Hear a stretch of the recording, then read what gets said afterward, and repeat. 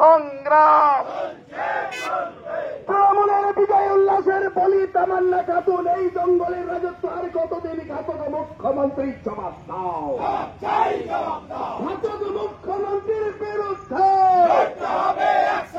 এই জঙ্গলের রাজত্বের বিরুদ্ধে সমস্ত মানুষ এখন, খুনিদের রাজত্বের বিরুদ্ধে সমস্ত মানুষ এখন, ঘাতক মুখ্যমন্ত্রীর বিরুদ্ধে তামান্নার খুনি ঘাতক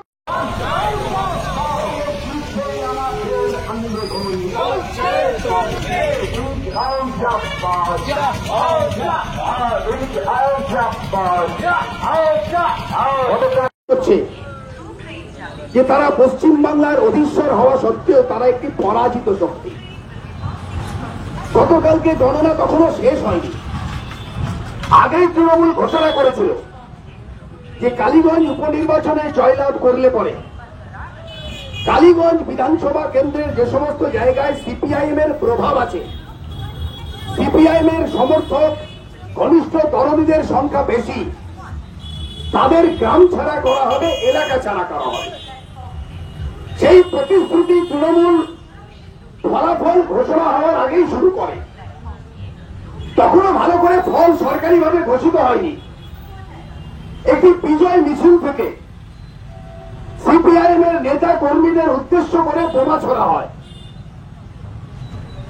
একটি রকেট বোমা বাড়ির উঠোনে দাঁড়িয়ে থাকা একটি চতুর্থ শ্রেণীর ছাত্রী তামান্না খাতুন সরাসরি তার বুকে গিয়ে লাগে, সেখানেই সে লুটিয়ে পড়ে এবং মুহূর্তের জন্যও তার চিকিৎসার সুযোগ পাওয়া যায়নি, সেখানেই তার মৃত্যু হয়।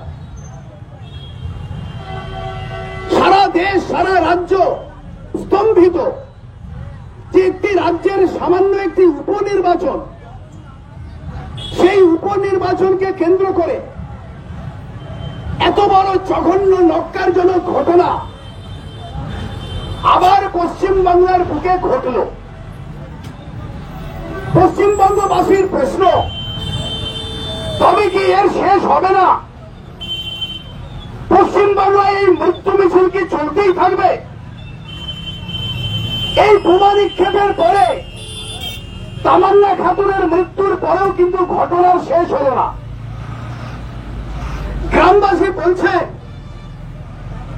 তামান্নার মৃত্যুর সঙ্গে সঙ্গে জনবিক্ষোভ শুরু হওয়ার আগে স্থানীয় থানার পুলিশ তামান্না খাতুনের মরদেহ তার আত্মীয় স্বজনের হাতে তুলে না দিয়ে অন্যত্র সরিয়ে নিয়ে যাওয়ার চেষ্টা করেছিল। ভাবতে পারছেন, আমাদের সামনে দাঁড়িয়ে তো কিছু পুলিশ কর্মচারী কথা শুনছে, দু একজন মহিলা পুলিশ কর্মচারীকেও দেখতে পাচ্ছি।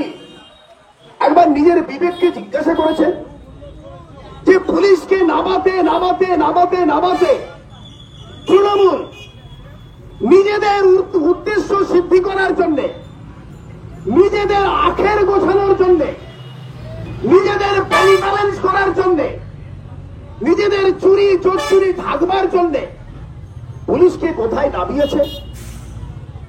পুলিশকে রেহাই পাচ্ছে? একটা জেলার সভাপতি, শাসক দলের জেলার সভাপতি, একজন ইন্সপেক্টর র্যাঙ্কের পুলিশ অফিসার, তাকে ফোনে যে ভাষায় গালিগালাজ করেছেন, যারা অন্ধকার জগতে দিন যাপন করেন তাদের পক্ষেও কি সম্ভব একথা বলা? শুধু পুলিশ ইন্সপেক্টরকে বলেছেন, তার মা, তার স্ত্রী, তার কন্যা কাউকে রেহাই দেননি। মমতা বন্দ্যোপাধ্যায়ের ডান হাত ববি হাকিম বলেছেন ওকে লাস্ট ওয়ার্নিং দিয়ে দেওয়া হয়েছে আর সভাপতির পদ থেকে সরিয়ে দেওয়া হয়েছে। কিন্তু পুলিশ মামলা রুজু করেছিল, তার মধ্যে দুটি ধারা ছিল অজামিনযোগ্য। পুলিশ রিপোর্ট দিয়েছে যে অনুব্রত মণ্ডল তদন্তে সহযোগিতা করেছেন, অতএব তাকে আর হেফাজতে নেওয়ার প্রয়োজন নেই। মানে খোদ পুলিশের মা বোন সন্তান তাদের রাস্তায় টেনে নামানোর পরেও পুলিশ বলছে তাকে হেফাজতে নেওয়ার কোনো প্রয়োজন নেই।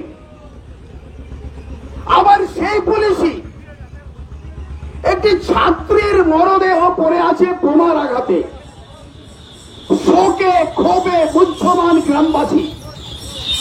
পুলিশের কর্তব্য হলো প্রাথমিক কি, নয় লাশটাকে ওখান থেকে সরিয়ে দাও।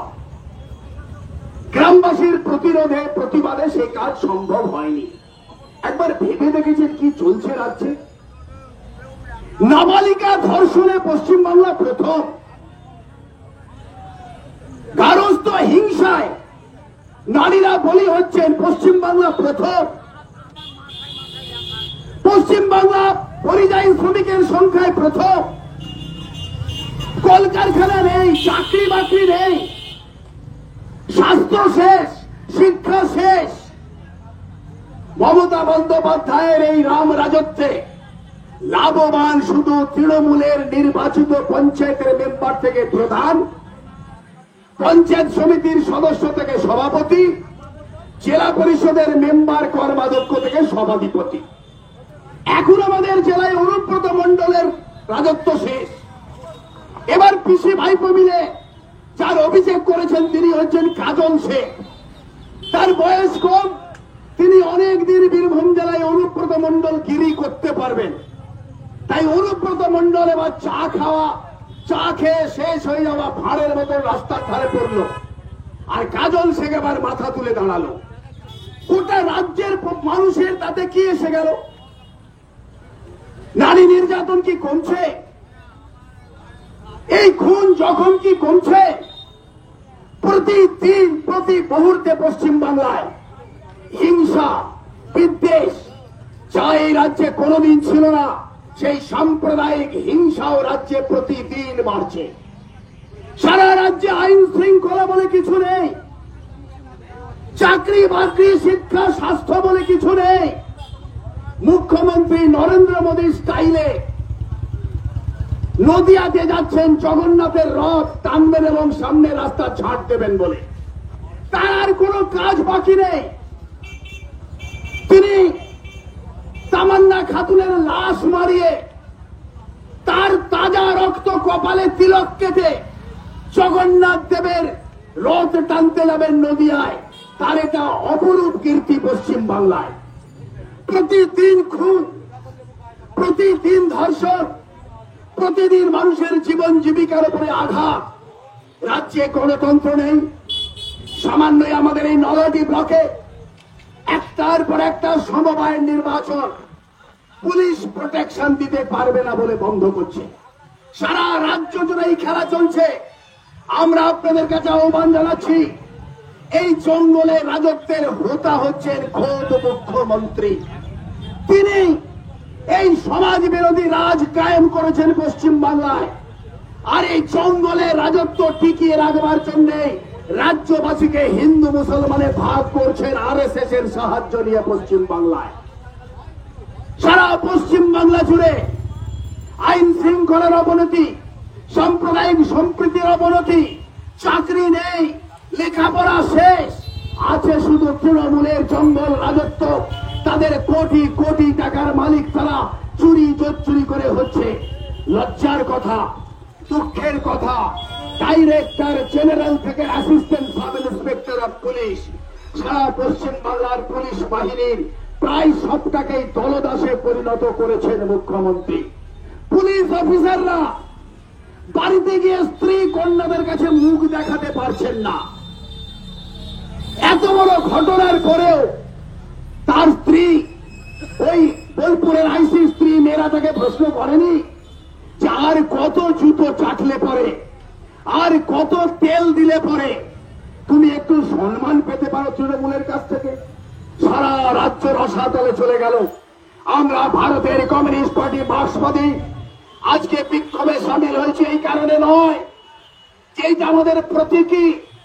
সারা রাজ্যের মানুষকে এই জঙ্গলে রাজত্বের বিরুদ্ধে গর্জে উঠতে হবে। আরএসএস এর সাহায্য নিয়ে রাজ্যটাকে জাত পাত ধর্মের নামে ভাগ করে